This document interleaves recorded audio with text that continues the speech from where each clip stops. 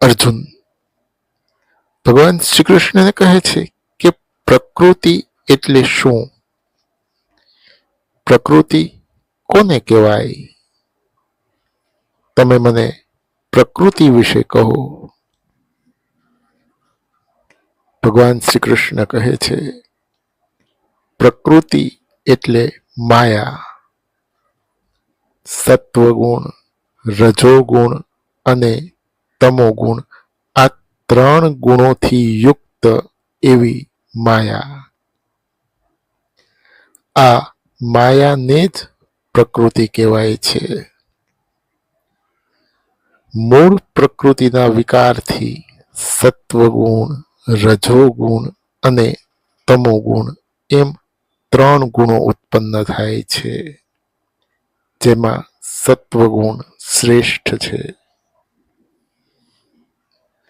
હવે સાંભળ, ભગવાન શ્રી કૃષ્ણ અર્જુનને કહે છે કે રજોગુણ અને તમોગુણ દબાતા સત્વગુણ પ્રબળ થાય છે, અને જ્યારે મનુષ્યમાં સત્વગુણ પ્રબળ થાય છે, સાત્વિક ગુણ પ્રબળ થાય છે, ત્યારે એવા મનુષ્યમાં જ્ઞાન વધે છે, આનંદ વધે છે, ઉત્સાહ વધે છે, અને આવો મનુષ્ય મૃત્યુ પછી એ જીવ સ્વર્ગલોકમાં જાય છે.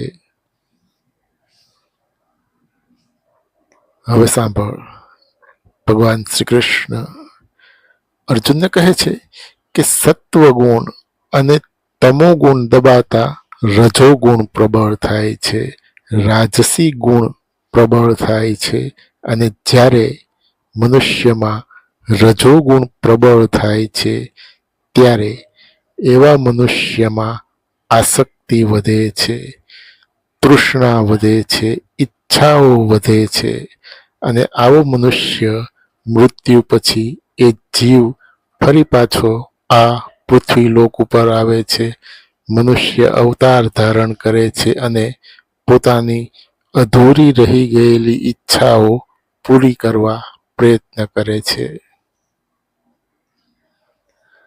હવે સાંભળ, ભગવાન શ્રી કૃષ્ણ અર્જુનને કહે છે કે સત્વગુણ અને રજોગુણ દબાતા તમોગુણ પ્રબળ થાય છે, તામસી ગુણ પ્રબળ થાય છે, અને જ્યારે મનુષ્યમાં તમોગુણ પ્રબળ થાય છે, ત્યારે એવા મનુષ્યમાં અજ્ઞાનતા વધે છે, આળસ વધે છે, પ્રમાદ વધે છે, અને આવો મનુષ્ય મૃત્યુ પછી પશુ પક્ષી તરીકે જન્મ લે છે. દેહના કારણરૂપ આ ત્રણ ગુણો ઉપર સંયમ મેળવી મનુષ્ય મોક્ષ પ્રાપ્ત કરી શકે છે. ભગવાન શ્રી કૃષ્ણ અર્જુનને કહે છે કે જો કોઈ મનુષ્ય દેહના કારણરૂપ આ સત્વગુણ, રજોગુણ અને તમોગુણ આ ત્રણ ગુણો ઉપર સંયમ મેળવી લે તો એવો મનુષ્ય મોક્ષ પ્રાપ્ત કરી શકે છે. અર્જુન ભગવાન શ્રી કૃષ્ણને કહે છે કે મનુષ્ય દેહના કારણરૂપ આ ત્રણ ગુણો ઉપર સંયમ કેવી રીતે મેળવી શકે? દેહના કારણરૂપ આ સત્વગુણ, રજોગુણ અને તમોગુણ આ ત્રણ ગુણો ઉપર સંયમ મેળવવાનો કોઈ ઉપાય, કોઈ માર્ગ તમે મને બતાવો. ભગવાન શ્રી કૃષ્ણ કહે છે કે માત્ર મારો અનન્ય ભક્ત મારી અનન્ય ભક્તિ વડે દેહના કારણરૂપ આ ત્રણ ગુણો ઉપર સંયમ મેળવી શકે છે. દેહના કારણરૂપ આ સત્વગુણ, રજોગુણ અને તમોગુણ આ ત્રણ ગુણો ઉપર સંયમ મેળવવાનો એક જ ઉપાય છે, મારી ભક્તિ કરવી. માત્ર મારો અનન્ય ભક્ત મારી અનન્ય ભક્તિ વડે દેહના કારણરૂપ આ ત્રણ ગુણો ઉપર સંયમ મેળવીને મુક્ત થઈ જાય છે.